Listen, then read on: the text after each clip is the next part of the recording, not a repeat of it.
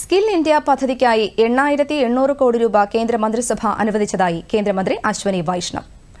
ആവശ്യകതയനുസരിച്ചുള്ള നൈപുണ്യ വികസനത്തിലാണ് കേന്ദ്ര സർക്കാർ ശ്രദ്ധ നൽകിയിരിക്കുന്നതെന്നും അദ്ദേഹം പറഞ്ഞു.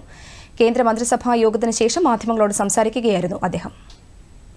സാങ്കേതികവിദ്യയെ അടിസ്ഥാനമാക്കിയുള്ള പരിശീലന പരിപാടികൾ സംയോജിപ്പിച്ച് തൊഴിൽ ശക്തി മെച്ചപ്പെടുത്താൻ കേന്ദ്ര സർക്കാർ പ്രതിജ്ഞാബദ്ധമാണെന്ന് അശ്വനി വൈഷ്ണവ് പറഞ്ഞു. പ്രധാനമന്ത്രി Kaushal Vikas Yojana 4.0, Pradhanmantri national apprenticeship promotion scheme, Jan Shikshan Sansthan scheme എന്നിവ ഇപ്പോൾ സ്കിൽ ഇന്ത്യ പദ്ധതിയിൽ സംയോജിപ്പിച്ചതായും കേന്ദ്രമന്ത്രി വ്യക്തമാക്കി. जैसा आप जानते हैं कि हमारे नौजवान साथियों के लिए, नौजवान नागरिकों के लिए हमेशा नई अपॉर्चुनिटीज़ क्रिएट करना माननीय प्रधानमंत्री जी का हमेशा एक बहुत बड़ा मिशन रहा है.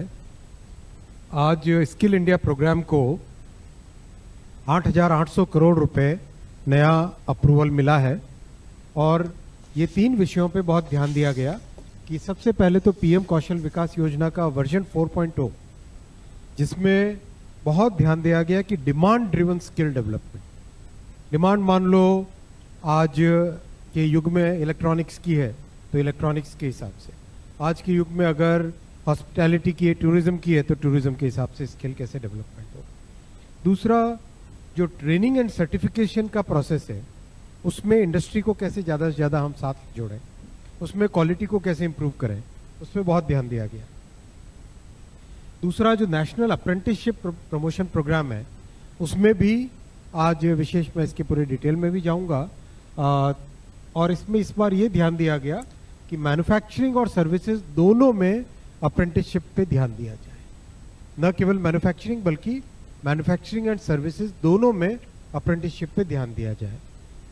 तीसरा, जन शिक्षण समिति, जन शिक्षण संस्थान, ये बेसिकली ग्रामीण क्षेत्रों में सेल्फ एम्प्लॉयमेंट और लोकल एंटरप्रेन्योरशिप को डेवलप करने के लिए एक एनजीओज और सिविल सोसाइटी द्वारा चलाने वाले प्रोग्राम्स हैं. इस पे भी बहुत ध्यान दिया गया.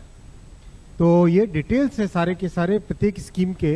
आपको ये पीडीएफ पूरा पीपीटी मिलेगा, आप उसके हिसाब से इसमें डिटेल्स ले सकते हैं. इसको इसलिए इतना डिटेल में रखा क्योंकि ये बहुत ही इम्पोर्टेंट है हमारे समाज के लिए, हमारे नौजवानों के लिए, हमारी अर्थव्यवस्था के लिए, इकोनॉमी के लिए बहुत ज़्यादा इम्पोर्टेंट है.